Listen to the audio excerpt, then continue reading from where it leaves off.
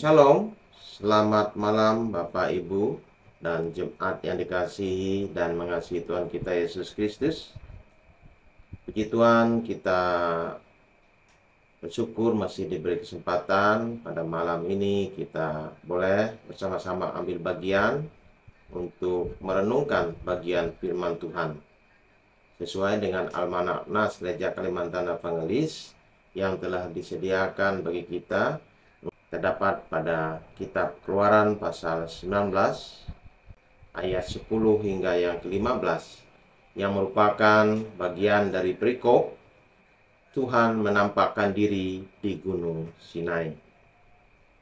Pada renungan malam ini kami akan membacakan hanya satu ayat saja. Disilakan Bapak Ibu untuk membaca ayat yang lainnya.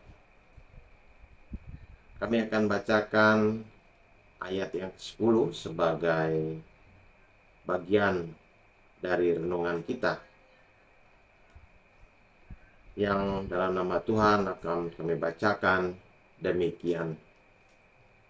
Berfirmanlah Tuhan kepada Musa, "Pergilah kepada bangsa itu, suruhlah mereka menguduskan diri pada hari ini dan besok, dan mereka harus mencuci pakaiannya."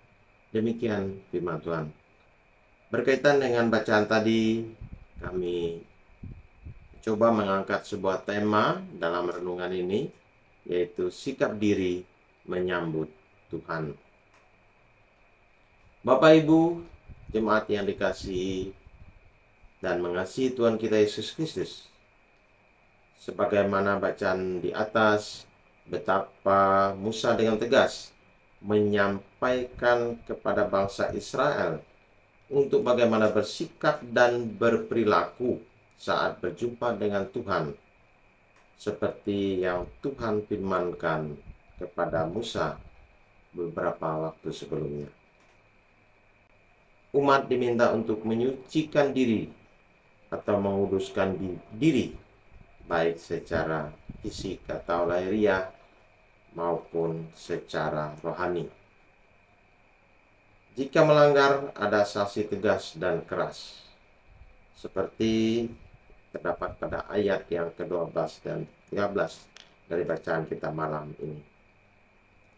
Tuhan memberi perintah yang sangat keras kepada bangsa Israel untuk jangan coba-coba melanggar apa yang menjadi perintah Allah.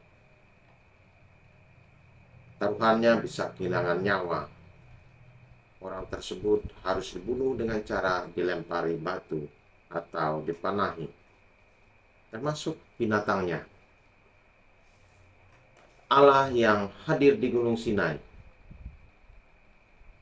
yang menemui bangsa Israel, yang menampakkan dirinya dengan tubuh kemuliaan, tubuh surga dengan segala kemahasuciannya. Ada jarak, ada kemistrian Allah yang sulit, bahkan tidak mampu dijelaskan oleh akal pikir manusia. Karena manusia memiliki jarak dengan Allah, itu disebabkan oleh keberdosaan manusia sebelumnya. Tapi kita patut bersyukur Allah masih mengasihi kita. Allah akhirnya hadir dalam wujud pribadi Tuhan Yesus. Allah menyatakan diri dalam rupa manusia, yaitu pribadi Tuhan Yesus. Di mana Allah yang kudus dan suci, yang tidak bisa disentuh oleh manusia, sekarang bisa kita jumpai dalam pribadi Tuhan Yesus. Bahkan seorang perempuan, Maria, pernah meminyaki kaki Tuhan dengan minyak mur dan menyipkanya dengan rambutnya, sebagaimana pada Yohanes pasal 11 ayat yang kedua. Meskipun sekarang kita tidak bisa lagi secara langsung secara fisik berinteraksi dengan Tuhan, Tapi sebagaimana orang percaya, kapan saja kita bisa berjumpa dengan Allah secara pribadi dalam keimanan kita. Dan kita yakin Allah yang kita sembah itu adalah Allah yang pernah menjumpai umat Israel di Gunung Sinai dulu.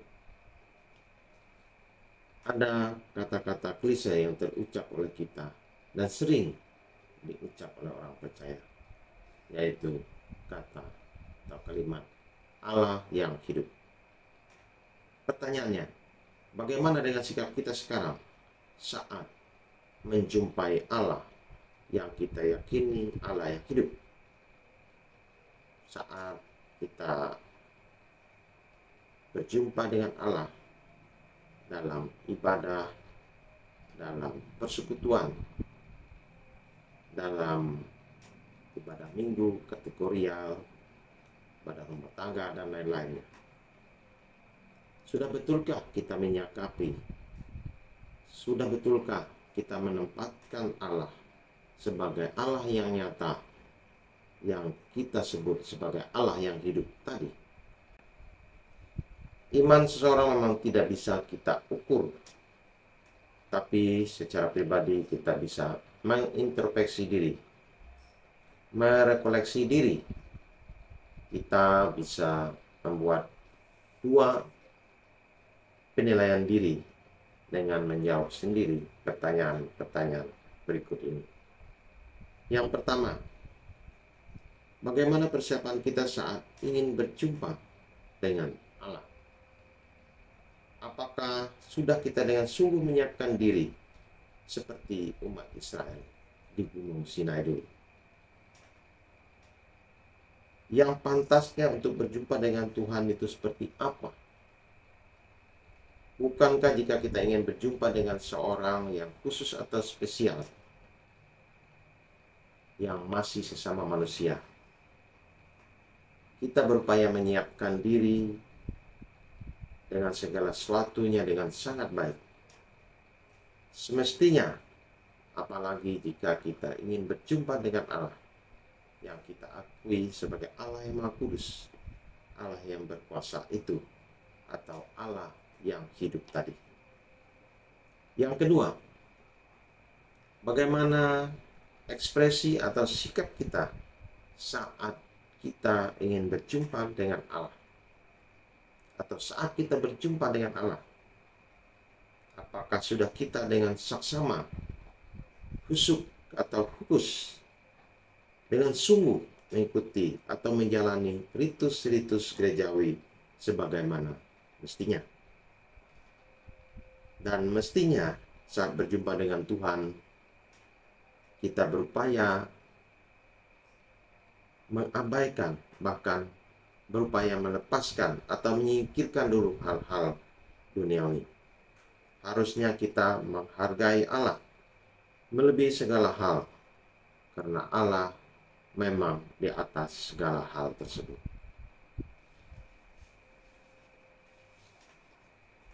Dari pelajaran Allah hadir di Gunung Sinai tadi, dengan muka kesuciannya, biarlah mulai saat ini kita menyempurnakan sikap saat berjumpa dengan Allah, saat kita beribadah, berdoa, dan bersekutu. Biarlah kita berusaha sepenuh hati dan tidak mengabaikan panggilan Tuhan, dan berusaha mengambil bagian dalam wujud berbagai persekutuan dan pelayanan yang semestinya kita bisa berkesempatan. Demikian renungan kita malam ini. Kiranya Tuhan berkenan, dan kiranya kita boleh tetap menjadi berkat, dan kita boleh menyaksikan keberadaan Tuhan di dalam hidup kita, dimanapun dan bagaimanapun kita berada. Tuhan Yesus memberkati kita. Shalom. Marilah kita berdoa. Allah yang Maha Baik, Tuhan kami Yesus Kristus, Sang Juru Selamat kami. Kami bersyukur, kami berkesempatan lagi mendengarkan dan merenungkan dan ambil bagian dalam pembacaan firman Tuhan.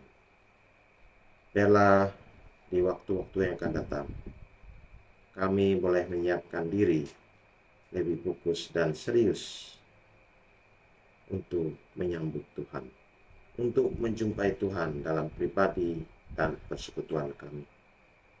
Ya Tuhan, kami bersyukur atas segala sesuatu yang Tuhan boleh nyatakan dalam hidup kami, dalam pribadi, dalam keluarga, tugas pekerjaan dan pelayanan kami. Kami masih Tuhan anugerahkan segala sesuatunya, bahkan melebihi apa yang kami perlukan. Ya Tuhan, kami menyerahkan tidur istirahat malam ini dalam kuasa kasih kemurahan-Mu. Biarlah Tuhan tetap berkenan melindungi, menganugerahi kami, agar besok pagi kami boleh dibangunkan dalam keadaan sehat, tanpa kekurangan satu apapun, dan kami boleh menyaksikan keberadaan Tuhan di tengah kehidupan pribadi kami masing-masing. Inilah doa kami ya Bapa. Di dalam nama Yesus Kristus Sang Juru Selamat kami berdoa. Amin.